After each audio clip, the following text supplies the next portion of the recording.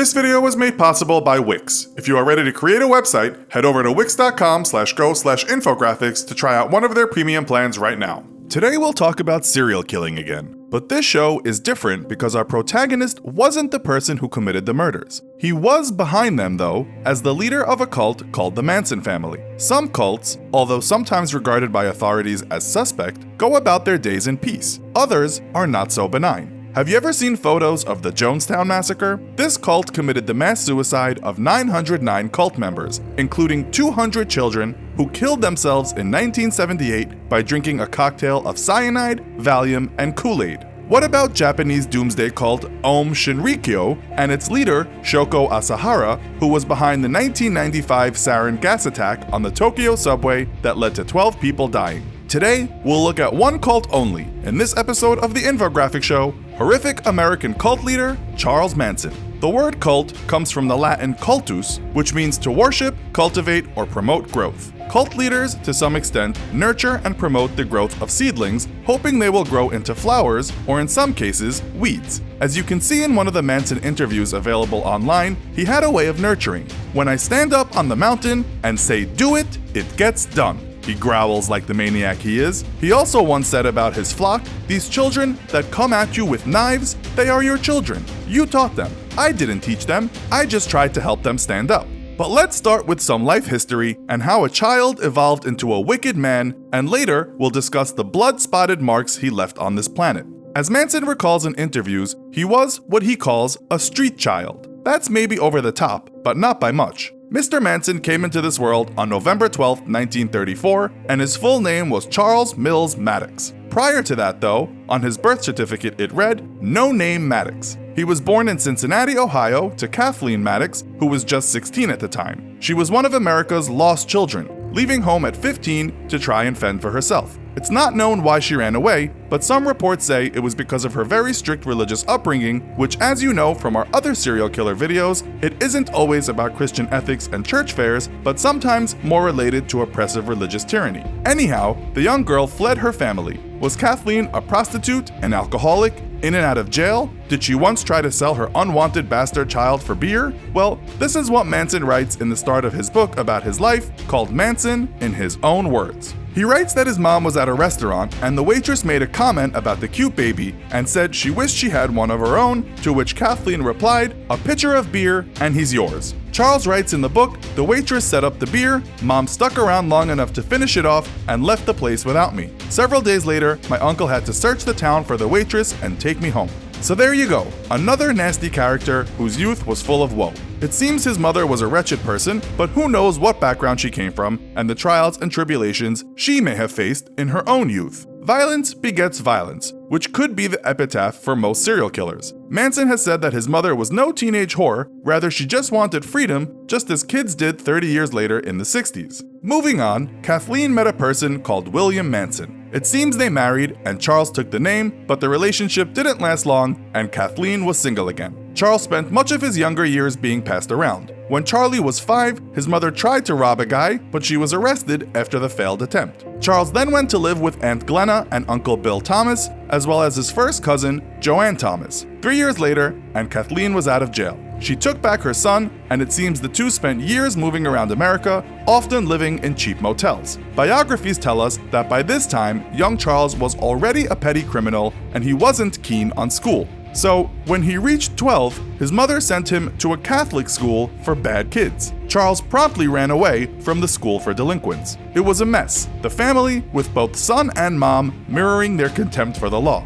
We can't even list the number of crimes Charles committed when he was young, as there are so many, from stealing cars to running an underground casino. When he was 18, he was caught raping a boy at knife point, and for that, he was sent to Federal Reformatory in Petersburg, Virginia. There, he offended again with 3 offenses related to homosexuality.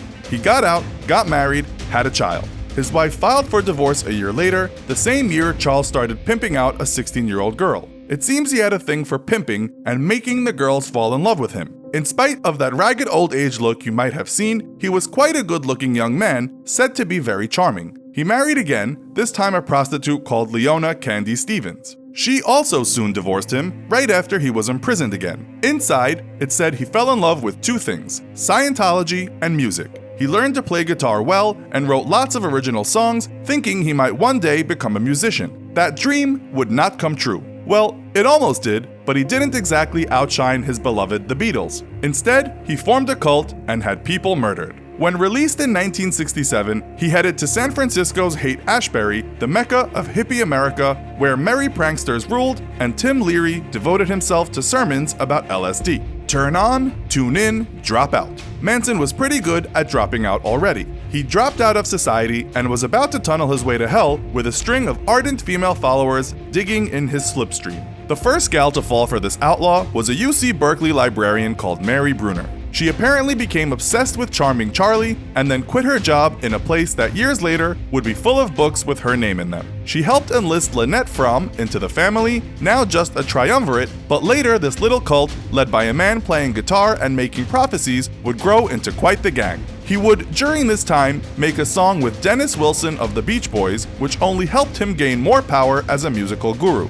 More followers would join, and many of them moved to Spahn Ranch in California. It was there he had a third son with Mary. Incidentally, that son, now called Michael Bruner, is currently in a legal fight over Manson's estate. In fact, lots of people are involved in that fight. The only person not to get involved that was close to Charles was the son he had with his prostitute wife, Candy. Reports say Charles Luther isn't interested in the cash. Moving on again, Charles became a spiritual guru by now and was by all accounts convincing. It's said at one point the cult had as many as 100 members. We can't of course get into all those people, but some of them would become murderers. Manson thought the Beatles song Helter Skelter on their White album was about an apocalyptic race war. He once said, "These kids listen to this music and pick up the message. It's subliminal." Manson believed the song was related to the Book of Revelations and the Four Horsemen of the Apocalypse. The writer of the song, Paul McCartney, later said he just wanted to write a really loud and raucous song, something heavy like what The Who did.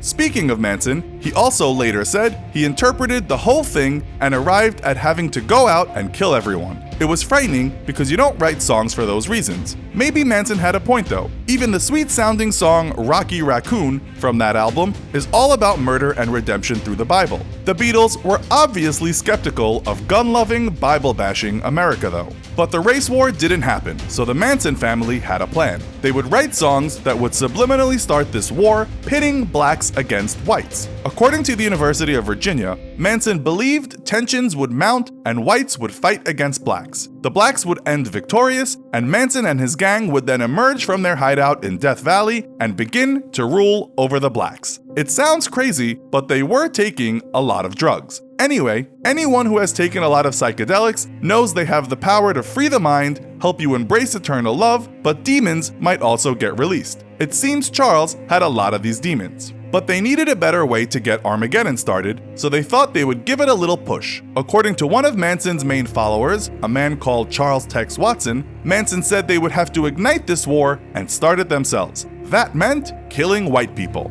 Manson ordered his followers to murder everyone at 10050 Cielo Drive, north of Beverly Hills. This became known as the Tate murders. Tex Watson was there, along with 3 women from the Manson family, Susan Atkins, Linda Kasabian, and Patricia Krenwinkel. The house was the former residence of record producer Terry Melcher, someone Manson did not like as he had rebuffed Manson when he had tried to get a record contract with him. According to reports, Manson had told them to totally destroy everyone as gruesome as you can. Everyone that night was actress Sharon Tate and her 3 friends, a writer, a celebrity hairstylist, and a coffee heiress. An 18-year-old boy was also murdered as he was leaving the house. He was just a friend of the gardener. Tate was 8.5 months pregnant with director Roman Polanski's child. Polanski was in Europe at the time making a film. Time magazine reports that the killings were so brutal they shocked the police. Tate was found tied to another man. Both had been slashed repeatedly, with Tate even missing a breast. Bullet holes covered the house, blood was everywhere. On Tate's extended stomach, where a fetus lay beneath, someone had carved an X into her flesh. As you can imagine, this shocked Hollywood and the world. These were big names, and that was a rich neighborhood. It's even more twisted, as perhaps Polanski's biggest film was Rosemary's Baby, a story about a demonic child released about a year before the murders. So how did the police eventually catch Manson? A group from the Manson family had, prior to the Tate murders, killed Buddhist musician Gary Hinman. They tortured him first for 2 days, Manson himself taking part.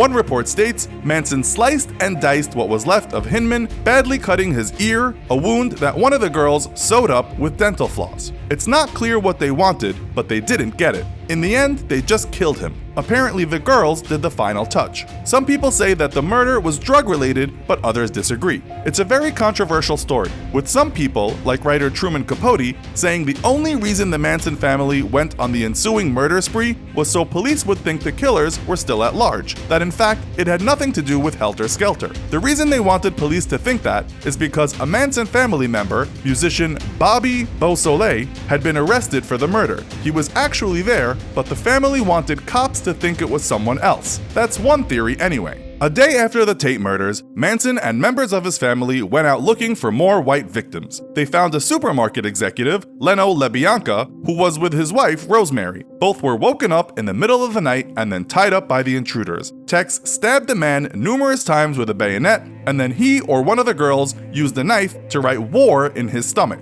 Cult member Patricia Krenwinkel then stuck a fork in his stomach and a steak knife in his neck. After that, the girls all wrote the words, "Death to pigs, rise," and "Helter Skelter" with the man's blood on the wall and refrigerator. Rosemary was stabbed 41 times by Tex and the girls, apparently after Manson had said they all must have a go. Rosemary was obviously dead well before the 41st thrust of the knife. We don't have time to go into all the details, but it wasn't hard for police to connect the murders to the cult. At the time, police said they had arrested members of a mystical, semi-religious hippie drug and murder cult led by a bearded, demonic Mahdi able to dispatch his zombie-like followers. This didn't do much for the so-called scene or the drug LSD, which the government was happy to demonize lest half of America start acting like Hunter S. Thompson and decrying the rat race. On March 29, 1971, Manson and cult members Krenwinkel, Atkins, and Van Houten all received the death penalty. Tex got the same soon after.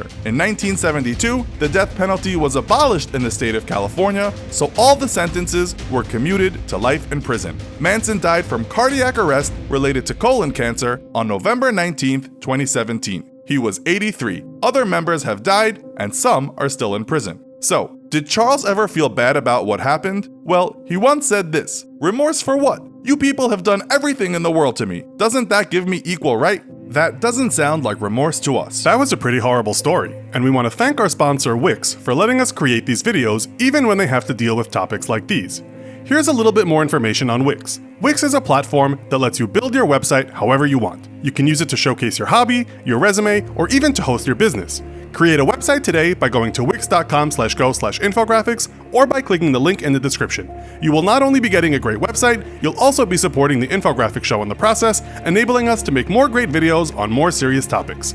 Don't wait until it's too late. Get a head start today with the amazing website you deserve. So, what do you think of this psychopath? And to what do you attribute his rise as a cult leader? Let us know in the comments. Also, be sure to watch our other video called What Really Happened in Waco, Texas. Thanks for watching, and as always, don't forget to like, share, and subscribe. See you next time!